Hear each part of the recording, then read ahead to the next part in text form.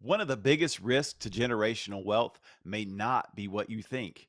If you've got aging parents, I'm going to break down the key estate planning documents that every family needs to have. We want to avoid unforced errors when it comes to transferring your family's assets. Welcome to the Wealth Technique, where we help you build, protect, and transfer your wealth. I'm Michael Baker. We talked about estate planning documents, and that may sound like an overly large or complex term, but it's really not. In fact, one of the things that we want to do on this channel is unpack complex financial concepts to make them easy to understand and easy to execute. So let's start out with a will. Most people don't even have the basic fundamental document when it comes to administering an estate, and that is a will. A will is simply your ticket to probate. If you die without a will, most states have laws that will determine how your property and or your assets are in fact transferred.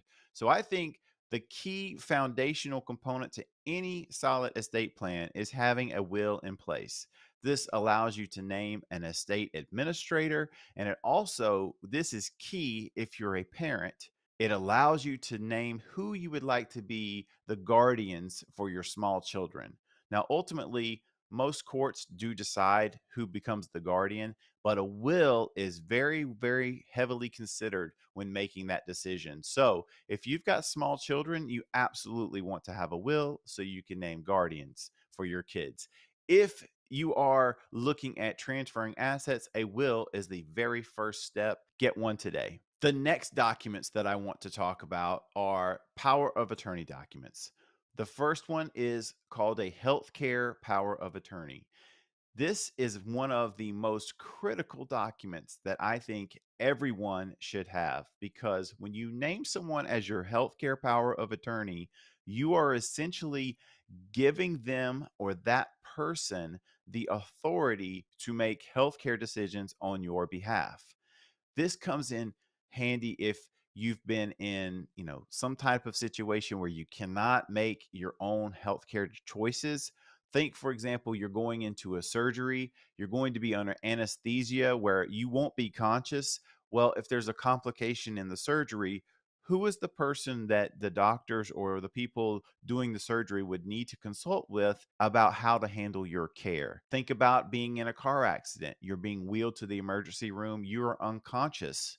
Who is the person that would need to be consulted with if they need to do any type of procedures or testing beyond just stabilizing you? So, healthcare power of attorney are documents are very, very, very important. When you think about aging parents, as we get older, sometimes we have capacity issues. Sometimes our memories fade. We're not able to cognitively understand what's going on, and we lose capacity to make decisions for ourselves. Who do you want to be making those healthcare decisions for you? The next document is another power of attorney, and we call this a durable power of attorney. This is the person or persons that you would give authority to basically administer your life. They're going to be able to pay bills, talk with your financial advisors, your attorneys, talk with the banks that you work with, administer your finances. This is a key document to have. And you want to make sure that you think through who is the best person to fill this role. Now, if you have multiple kids, or if you're married, most times each spouse will name the other spouse as their power of attorney for healthcare and or the power of attorney for the durable power of attorney. But when you have aging parents, oftentimes the next in line are the adult children.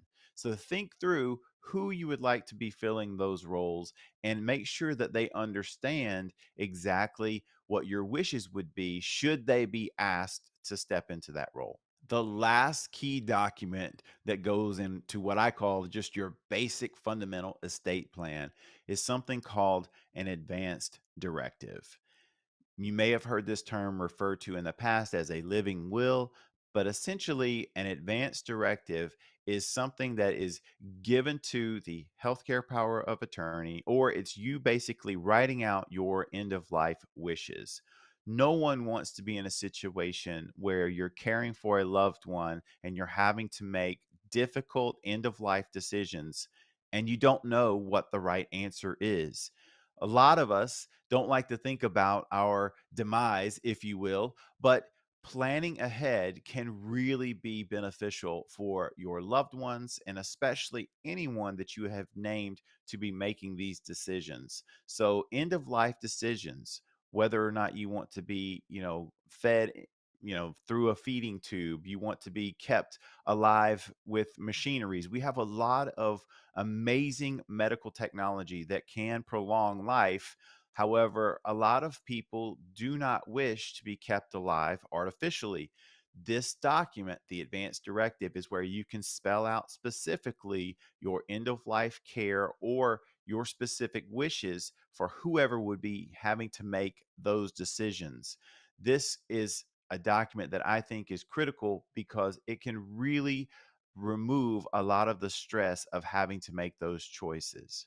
So to quickly review, we've talked about a will, we've talked about power of attorney documents, and we've talked about an advance directive. Now, how do you put all this in place where it makes sense?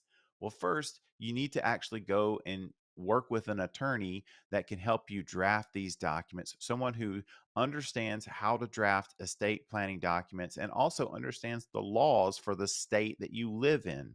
But the other piece that I think so many people miss is having family meetings. If you have adult children, especially adult children that you are naming in your wills or you're naming as power of attorneys, people that you're going to have making these decisions for you, I think it is critical for you to have what I call a family meeting.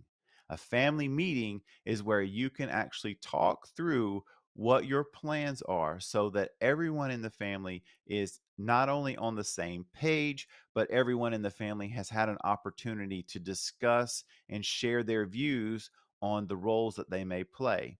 You may have someone that you want to be your healthcare power of attorney, but they simply don't feel comfortable serving in that role. It's better to know that in advance before them finding out when those documents are going to be triggered and actually activated. The same is true for the financial power of attorney.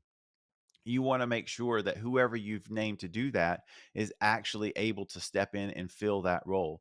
So, having a family meeting is a great opportunity for everyone to get on the same page and actually understand your wishes for your estate.